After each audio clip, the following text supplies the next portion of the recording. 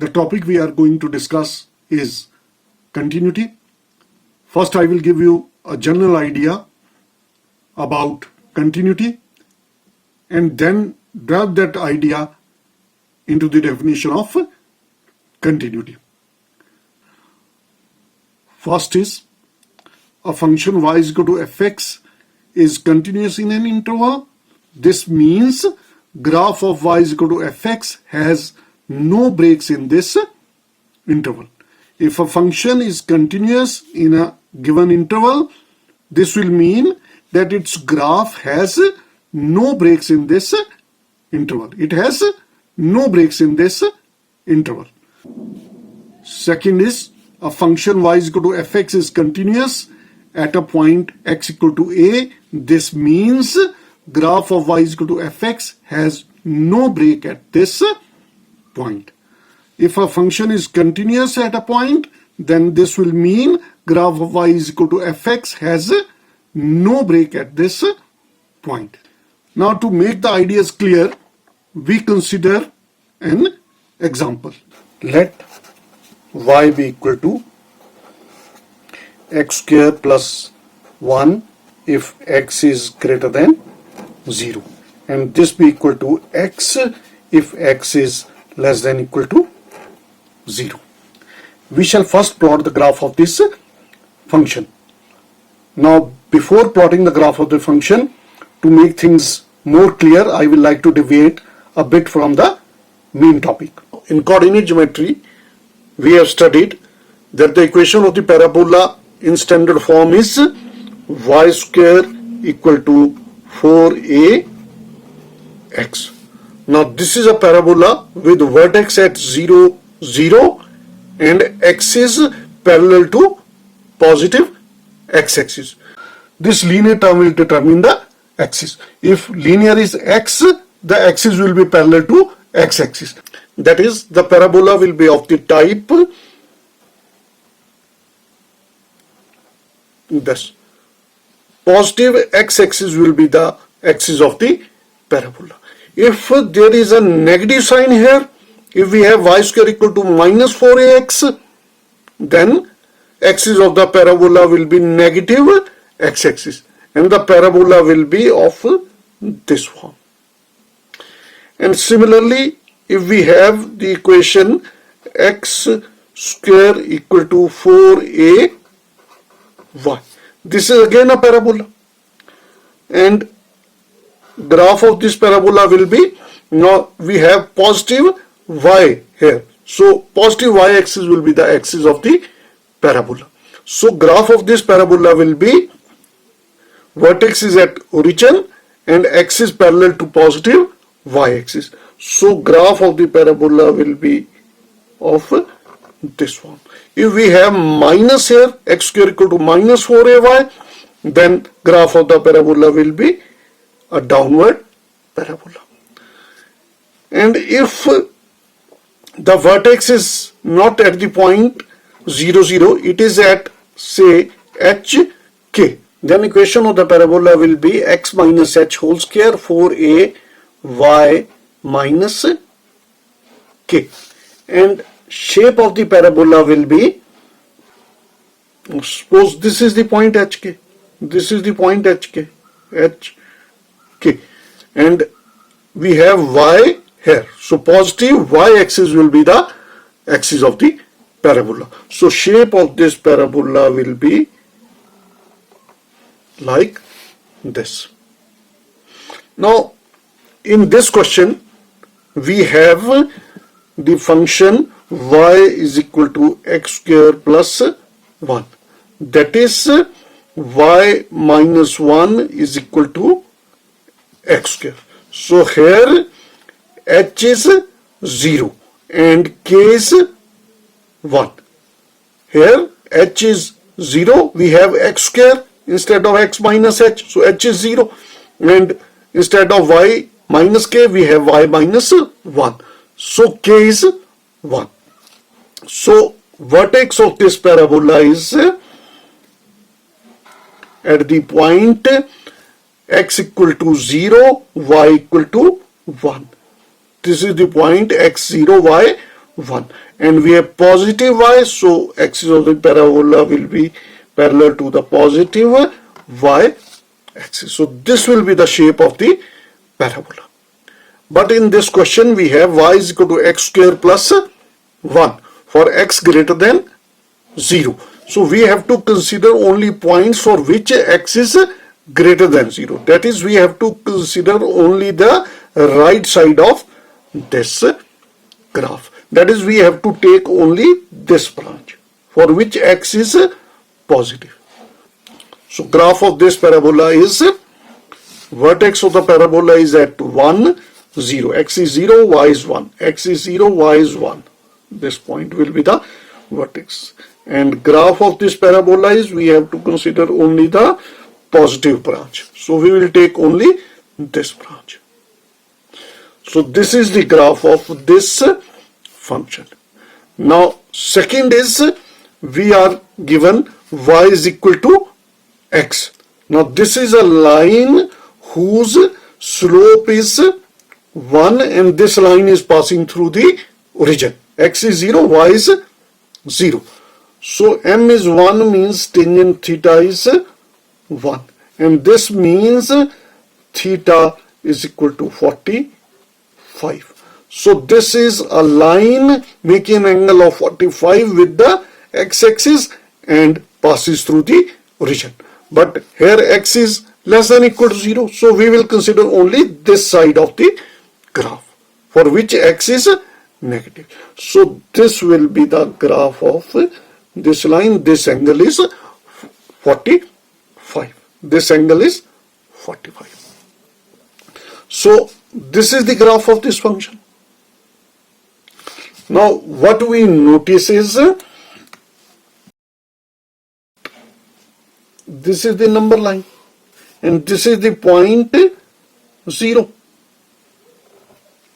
Now in this graph, as x approaches 0 from say negative side, we will find out to which value fx approaches. As x approaches 0, what value does fx approach? So x approaches 0 from negative side. This is 0, this is the negative side. Now suppose x is this much, x is this much. The value of the function is this. This is how we plot the graph. Is x is this, y is this much. And this is the value of the function. So value of the function is equal to length of this line. So when x is nearer to 0, say here, value of the function will be this much. It is more close to 0, here value of the function will be this much. And when x is very close to 0, the value of the function will be very close to 0. Value of the function will be very close to 0. So fx will be very close to 0. Or we can understand this analytically as limit x approaches 0 from negative side, fx is equal to limit x approaches 0 from negative side, fx. Now x approaches 0 from negative side will mean x is less than 0. And x is less than 0 means fx is equal to x. So fx will be equal to x. And value of this limit will be 0. Now we consider x approaches 0 from positive side. Now as x approaches 0 from positive side, what value does fx approach? Fx approaches, now x is positive, so let this be the value of the x. Let this be the value of x. Now x is this much, value of the function is this much.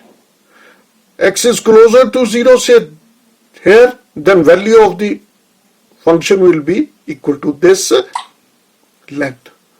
And more close to 0, we see when x is close to 0, very close to 0, value of the function is very close to 1. This is the vertex and this point was 0, 1. So this length is 1. So when x is close to 0, y is very close to 1. So fx approaches 0 from positive side, fx will approach 1. And analytically we can see limit x approaches 0 from positive side, fx is equal to limit x approaches 0 from positive side. We know as x approaches 0 from positive side, x is greater than 0. For x greater than 0, function is equal to x square plus 1. So this is x square plus 1. And so value of this limit will be x is 0 plus 1. 0 plus 1 is 1. So value of this limit is 1. And one more thing we observe, value of the function at the point 0 is, now value of the function at the point 0. X is 0, fx is x. So when x is 0, value of the function is 0. So this is equal to 0. So what we observe is that limit x approaches 0 from negative side, fx is equal to value of the function at the point 0. And limit x approaches 0 from positive side, fx is not equal to f at 0. Now what we do is we modify the definition of this function slightly. Let y be equal to x square plus 1 if x is greater than 0 and x if x is less than equal to 0. This function is same as this. Now what we do is we, instead of x, we take here x plus 1. Let y be equal to x plus 1 if x is less than equal to 0. Now we plot the graph of this function. Now graph of this function is, now y is equal to x square plus 1, x greater than 0. This is same as this. So graph will be same as this. So this is the point, say 0, 1. This will be the vertex and this is the graph of this parabola. This is 0, 1. And the graph of this y is equal to x plus 1. This is a linear equation in 2 dimensions. So linear equation in 2 dimensions always represents a line. So this is the line. Now graph of this line is, we can either take 2 points on this line and plot the line, because 2 points determine the complete straight line. A unique straight line passes through any 2 distinct points. So either you can take 2 points on this line and plot them, or you can take help of coordinate geometry. So what we do is, now in coordinate geometry we know that y is equal to mx plus c is the equation of the line, where m is the slope and c is the y-intercept. Now here the equation of the line is y is equal to x plus 1. So m is equal to 1 and c is also equal to 1. So y-intercept is 1. Now this is 1. So y-intercept is 1, therefore the line will pass through this point. And the slope of the line m is equal to 1 means tangent theta is 1. That is theta is. So this will be inclined at an angle of 45 to the positive direction of x-axis. So plot of this line will be this. This angle is 45 and this is the y-intercept. Or you can take any 2 points on this line and join them to get the line. Say x is 0, x is 0, y is 1. So x is 0, y is 1. One point is this and other point you take y is 0. Y is 0, so x will be minus 1. So x equal to minus 1, y 0. This is the point minus 0 minus 1. This is the point 0 minus 1. Join these 2 points and get the line. You can plot it by any method. Take the help of coordinate geometry or take 2 points. So what we now observe is that graph of this function has no break at the point x equal to 0. Now graph of this function has no break. Graph of this function was having a break at this point, and we observed that limit x approaches 0 from negative side fx is equal to f0, and limit x approaches 0 from positive side fx is not equal to f0. Now we do the same thing for this function. Now this is x equal to 0. We find limit x approaches 0 from negative side fx. This is equal to limit x approaches 0 from negative side. Now x approaches 0 from negative side means x is less than 0. For less than 0, fx is equal to x plus 1. As x approaches 0 from negative side, x is less than 0. And so value of this limit is equal to, value of this limit is x is 0, so 0 plus 1. This is 1. Value of this limit is 1. And limit x approaches 0 from positive side fx is equal to limit x approaches 0 from positive side. Now x approaches 0 from positive side means x is greater than 0. So value of the function is x square plus 1. X square plus 1. So value of this limit will be 1. And value of the function at the point 0. And the value of this function at the point 0 is 1.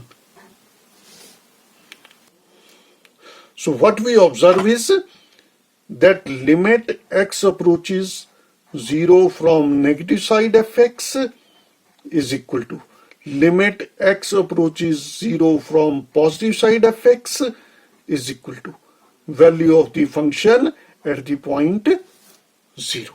So this is true. If the function is continuous or has no break at this point, then this thing is true.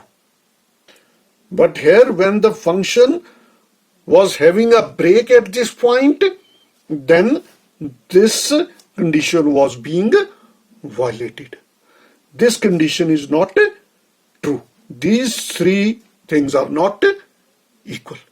So we arrive at the definition of continuity, which will mean if left limit is equal to right limit is equal to value of the function at that point, then function is continuous. And if this condition is violated, then function is not continuous at this point. So we now arrive at the definition of continuity, which will mean a function y is equal to fx is continuous at a point x equal to a if limit x approaches a from negative side fx is equal to limit x approaches a from positive side fx is equal to f of a. If this condition is satisfied, then the function is continuous at that point. So we arrive at the definition of continuity of a function at a point. Let y is equal to fx be a function. Let x equal to a be a point of its domain. Then this function is said to be continuous at x equal to a if and only if limit x approaches a fx is equal to fa. That is, the limit at the point a and the value of the function at the point a are equal. Value of the limit is equal to value of the function. Then we say that this function is continuous at the point x equal to a.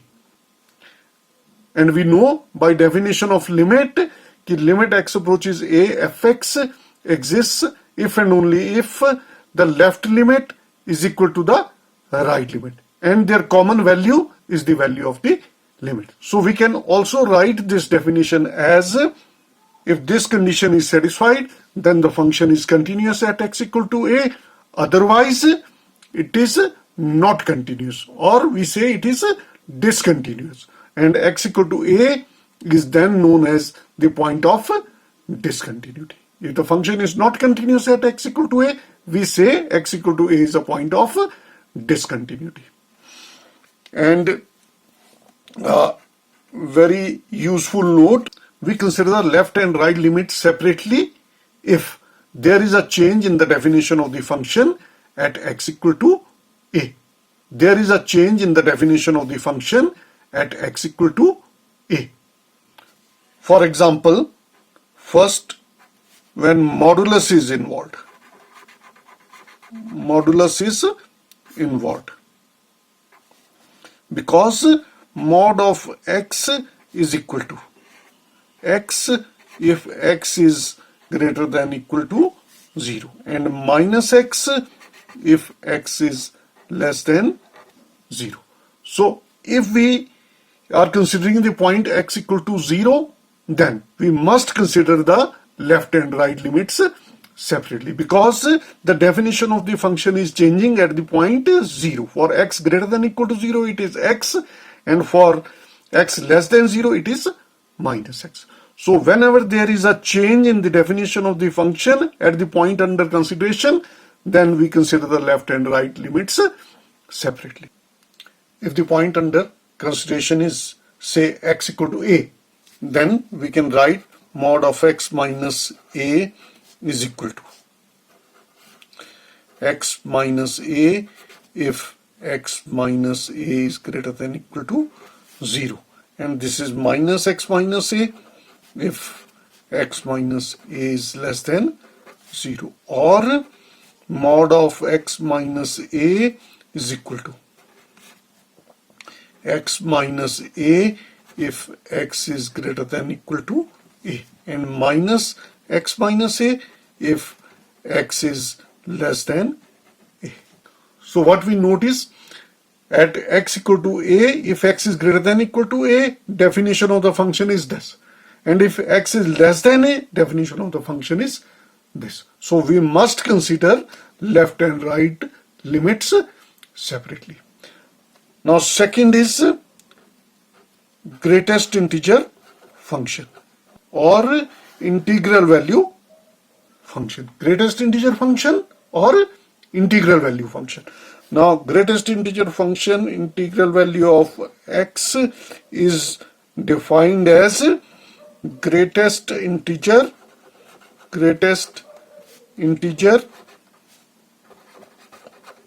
less than equal to x. Greatest integer less than equal to x. Now this is the number line.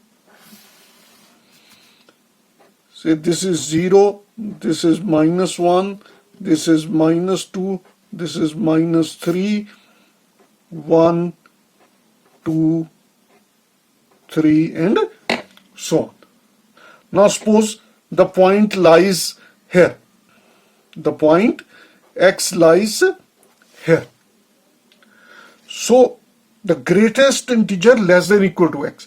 Greatest integer less than equal to x.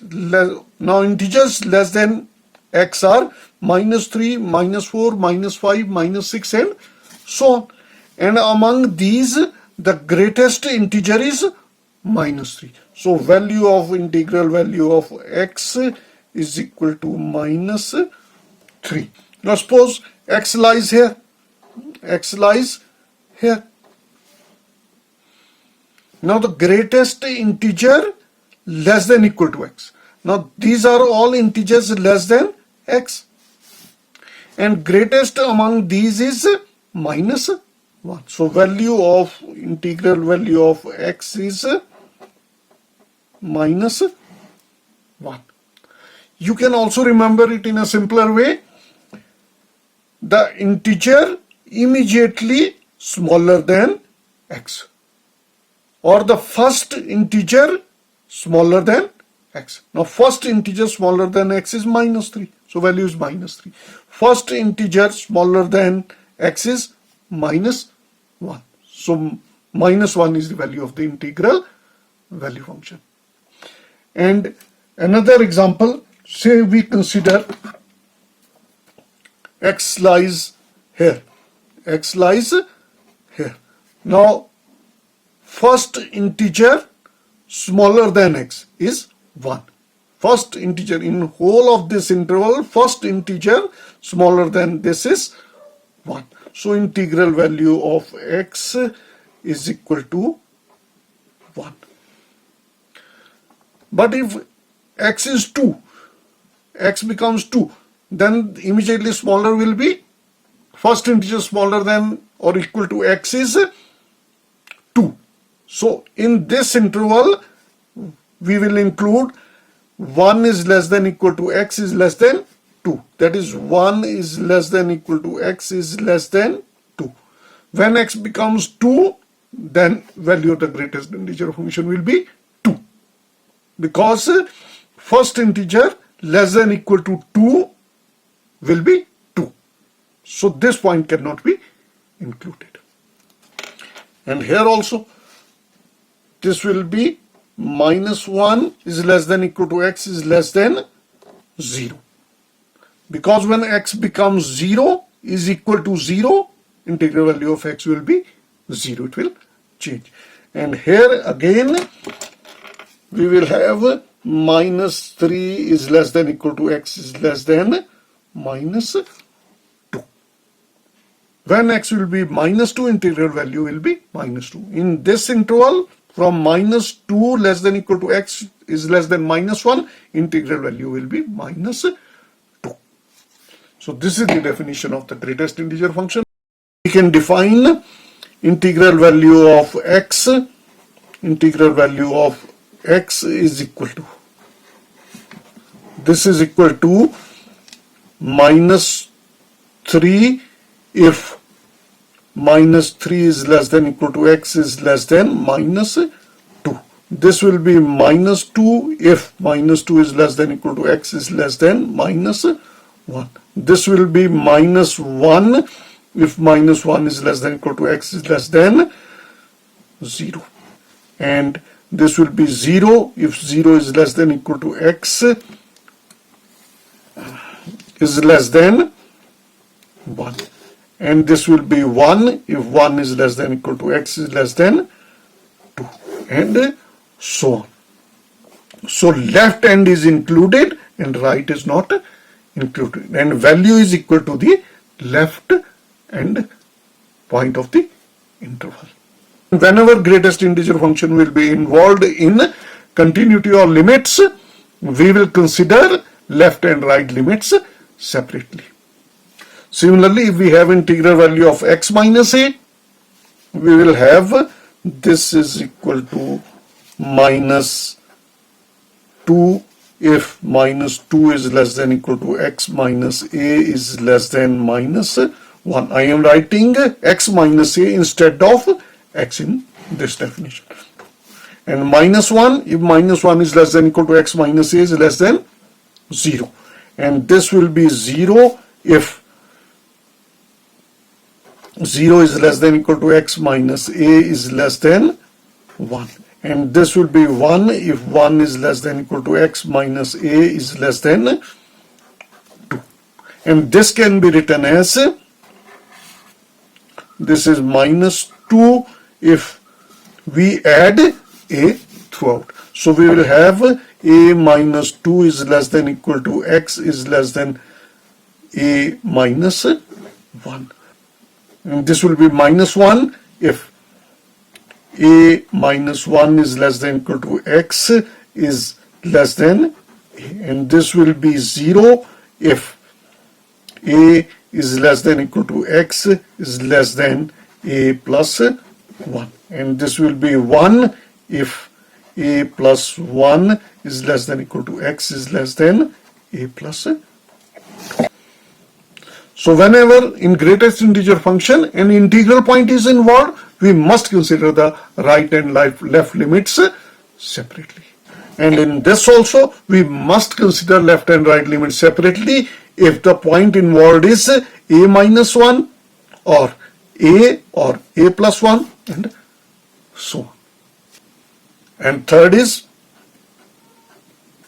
if the function is defined as fx equal to g1x if x is greater than equal to a, and g2x if x is less than a. Then again at this point a, the definition of the function is changing. So we must consider left and right limits separately. Sometimes instead of including x is greater than or equal to a, the question can be this is equal to g1x if x is greater than a, and k if x is equal to a, and g2x if x is less than a. In these questions, you must consider the right and left limits separately. And last is limit x approaches 0 from positive side, 1 by x is infinity, and limit x approaches 0 from negative side, 1 by x is minus infinity. So if 1 by x is involved and the point under consideration is 0, then we must consider the left and right limits separately. If it is limit x approaches a from positive side, 1 over x minus a, then we must consider left and right limits separately. Limit x approaches a from negative side, 1 over x minus a, because it will tend to minus infinity. And limit x approaches a from positive side, 1 over x minus a, it will tend to infinity. Now if the function is not continuous at a point x equal to a, we say it is discontinuous at that point. So discontinuity means not continuous. Now discontinuities are of 3 kinds. There are 3 kinds of discontinuities. First is if limit x approaches a, fx exists, but limit x approaches a, fx is not equal to f of a. Limit exists but is not equal to the value of the function. Then such discontinuity is known as a removable discontinuity. Removable discontinuity. Because if value of the limit say comes out to be 6 and value of the function is 8, so by changing the value of the function at the point single point a from 8 to 6, we can make the function continuous. We can make the function continuous. If value of the limit is 6, value of the function is 8, and we change the value of the function from 8 to 6 at the point x equal to a, the function can be made continuous. So such type of discontinuities are known as removable discontinuities, because by changing the value of the function at just one point, we can make the function continuous. And second is if limit x approaches a from positive side, fx exists, limit x approaches a from negative side, fx exists, but limit x approaches a from positive side, fx is not equal to limit x approaches a from negative side, fx. Such discontinuities are known as discontinuities of first kind. Discontinuity of first kind. Limit x approaches a from positive side exists, limit x approaches a from negative side exists, but the value is not equal. Value of right limit is not equal to value of left limit, then we say it is a discontinuity of first kind. And next is discontinuity of second kind.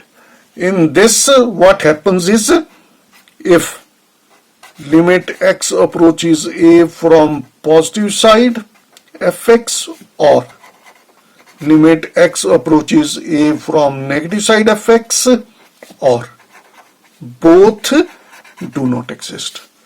Both do not exist. if either right limit or left limit or both do not exist, we say it is a discontinuity of second kind.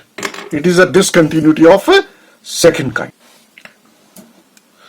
So, if the limit exists but is not equal to the value of the function at the point x equal to a, we say it is a removable discontinuity.